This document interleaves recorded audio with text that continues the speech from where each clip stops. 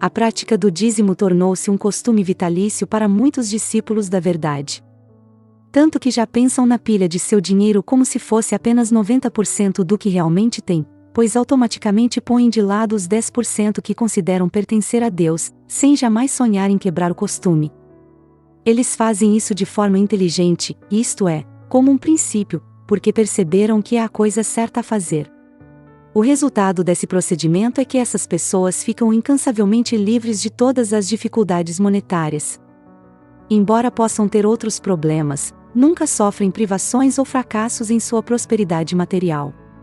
Eles cumprem a lei, então inevitavelmente manifestam o resultado. Este fato está se tornando amplamente conhecido hoje, mas o que não é muito bem compreendido é o princípio espiritual que o rege. Me fazem todo tipo de perguntas sobre como dar o dízimo, em que circunstâncias é pertinente não dizimar, quais quantias devem ser dizimadas, como o dízimo deve ser dividido e se a prática do dízimo é uma receita infalível para ficar rico, etc. A verdade do dízimo é que aqueles que reservam 10% de sua renda líquida para o serviço de Deus, e não principalmente para o lucro, mas simplesmente porque acham que deveria ser, descobrem que sua prosperidade aumenta aos trancos e barrancos.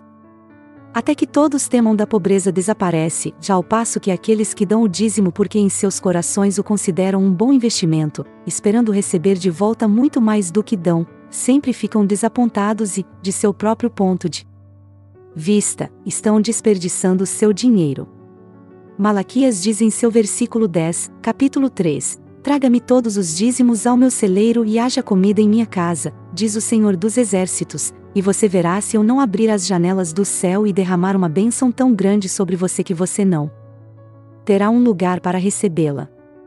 O dízimo tem sido recomendado em muitas partes da Bíblia, e em todas as épocas, onde houve crentes em Deus que fizeram desta prática a pedra angular de suas casas, este edifício construído sobre aquela pedra angular lhes garantiu toda a necessidade material, coisa tão essencial para o desenvolvimento da alma. É sabido que muitos dos empresários mais prósperos de hoje, grandes industriais, atribuem seu sucesso à formação desse hábito na juventude e à sua manutenção. Milhares de estudantes da verdade escaparam do que parecia ser uma pobreza sem esperança e entraram em segurança e conforto através da prática do dízimo. O princípio, ou lei do dízimo, uma vez reconhecido e aceito, levanta a questão: e o que deve ser feito com o dízimo? Na ciência divina, o dízimo não se refere à caridade geral, nem a doações materiais. Dedica-se à disseminação do conhecimento da verdade de uma forma ou de outra, geralmente na manutenção das instituições ou atividades que tratam disso. Quem entende a ideia espiritual sabe muito bem que a única coisa que salvaria o mundo é conhecer a verdade para ficar livre de todas as dificuldades, que até que o homem venha a conhecer a verdade metafísica, nada realmente o beneficiará e que até que esse conhecimento se torne geral, não importa quanta instrução secular e quantas descobertas cientistas, nem projetos de reformas sociais, nem reconstruções políticas alcançarão qualquer bem efetivo, e que uma vez que esse conhecimento se generalize, todos os problemas políticos e sociais se ajustarão automaticamente, e todas as formas de caridade e sistemas de bem-estar se tornarão desnecessárias. Nós que conhecemos a verdade do ser somos depositários da humanidade. Aqueles que não conhecem esta verdade continuarão a doar seu dinheiro para promover instituições de caridade, mas sabemos que nosso primeiro dever é espalhar a verdade. Conheça a verdade e ela te libertará, disse Jesus. Determinar o valor do dízimo é muito simples. Não é, como alguns alunos supõem, a 10ª parte do que eles podem economizar a cada mês. Significa 1/10 do valor total. É claro que um comerciante ou comerciante deduzirá suas despesas comerciais antes de contar seu lucro líquido, mas é sobre o lucro líquido, antes de serem deduzidas quaisquer despesas pessoais ou de vida, que o dízimo deve ser feito. As pessoas que vivem de um salário recebem sua renda líquida diretamente dessa forma, mas terão que somar todas as outras rendas, dividendos, investimentos, etc. É claro que é inútil enfatizar que não há a menor obrigação de dar o dízimo, até que cada um chegue ao estado de consciência que o faça ver que é preferível fazê-lo. Quero dizer, é melhor não tente dar o dízimo até estar mentalmente preparado para fazê-lo. Dar por suposta obrigação ou senso de dever é dar com medo, e nenhum medo jamais trouxe prosperidade. Pagar o dízimo é um grande ato de fé. Muitas vezes acontece que um estudante da ciência divina sente um profundo desejo de colocar toda a sua fé em Deus e possuir uma fé verdadeiramente científica. Desejar isso é tê-lo automaticamente e, no entanto, a convicção absoluta deste último nem sempre pode ser alcançada, e porque ele não pode sentir essa sensação, ele acredita que não tem fé quando na verdade ele não é, mas se ele pratica o dízimo com a convicção de que é a coisa certa a fazer, isso seja o teste de sua fé, não importa o que seus amigos lhe digam. Sentimentos por enquanto. Alguns acreditam que, por estarem com problemas, não é possível dar o dízimo no momento, mas que o farão assim que suas circunstâncias permitirem.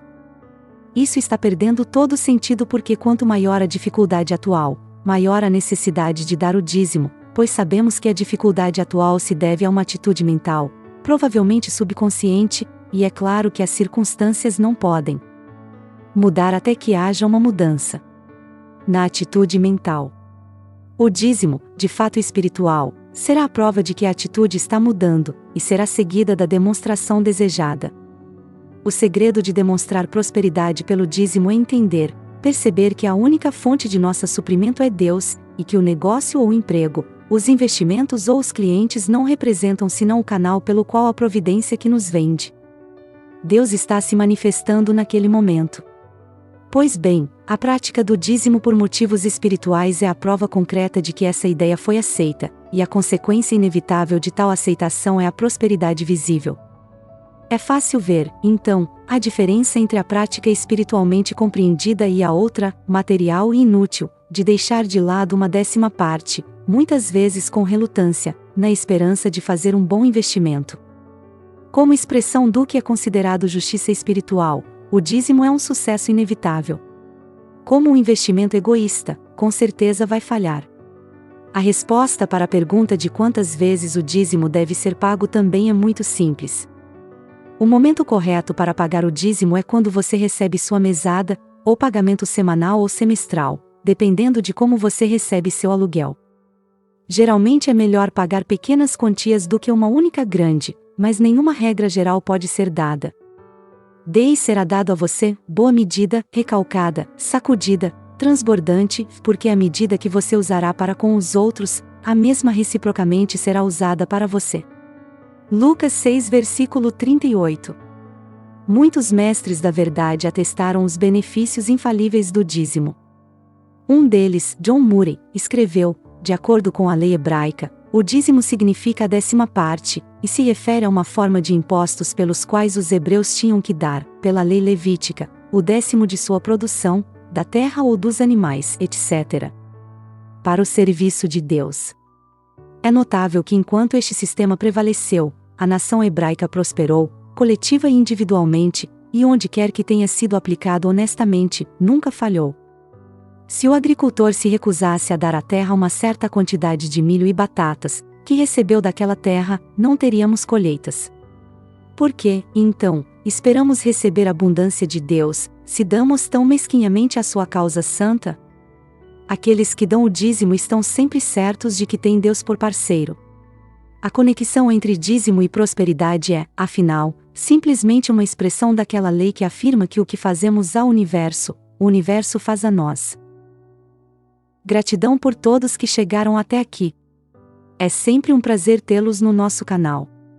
Se vocês gostaram desse vídeo, comentem e deixem seu like. Se ainda não é inscrito, se inscreva. Isso me ajuda a fazer o canal crescer. E ative as notificações para não perder mais nenhum conteúdo. Muito obrigada. Deus abençoe sua vida.